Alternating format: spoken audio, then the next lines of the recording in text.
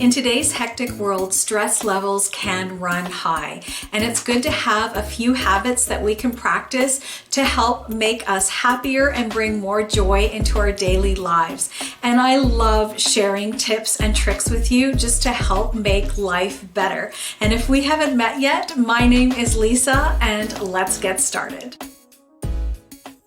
Curl up with a good book. Reading is a great way to unwind and ease stress from our day. I was doing some research into the benefits reading has on our mental health, and I was absolutely shocked at what I found. Research at the University of Sussex found that just 30 minutes of reading lowered blood pressure, heart rate, and feelings of psychological distress just as effectively as doing yoga. In fact, they found that even reading for just 6 minutes has the power to reduce stress levels by a huge 68%. Losing yourself in a book is a great way to expose our minds and our imagination to different cultures and ways of thinking and speech patterns and different lives. And it enhances our ability to be self-aware and empathetic. Books are a great way to provide your mind a space to relax and are a valuable tool in helping support good mental health. Also, don't underestimate the power that nature has to lift your spirits. In the Journal of Positive Psychology, they did a study where they asked participants to take 2 weeks and take photographs of anything that caught their eye, whether it be plants or critters or man-made objects. And what they found is that people who took pictures of animals felt a greater sense of happiness and community than those who took pictures of man-made objects. So take a few minutes and grab your camera or your phone and take some pictures of some wildlife around you, and that can make your day a little bit happier. Also, make an effort to treat people that you interact with on a day-to-day basis with kindness, love, and compassion. From your family to the cashier at the grocery store.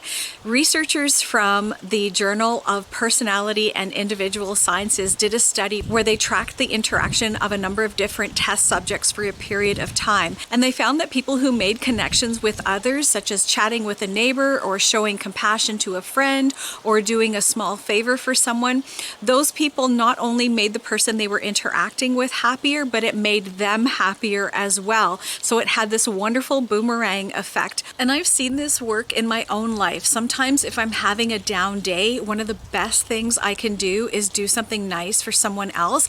And that invariably makes me feel a little bit better with whatever it is that's happening. So showing others that you care and treating them with kindness can go a long way to helping us feel more purposeful and optimistic in life, and it's always good to have opportunities where we can show and receive compassion, and that does wonders to increase our sense of well-being. Next is to celebrate small successes, and I'll tell you why this is important. Our brains are wired to focus on negative things, and focusing on the positive takes a little bit more work. But here's the thing.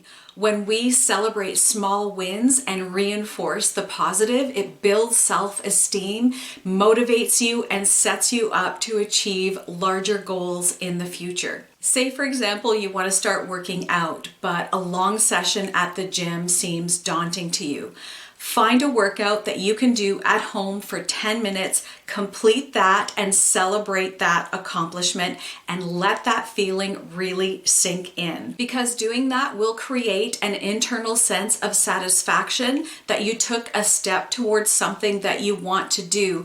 And that feeling will also encourage you to repeat that process, and it will allow you to accomplish more in the future, and it will build up your self-confidence, which in turn will give you more joy. And it's good to have a little bit of fun sometimes. My husband likes to eat eggs sometimes in the morning for breakfast, so I thought it would be good to give him a little bit of a chuckle when he opens up the carton in the morning. The last thing is guard who you spend most of your time with.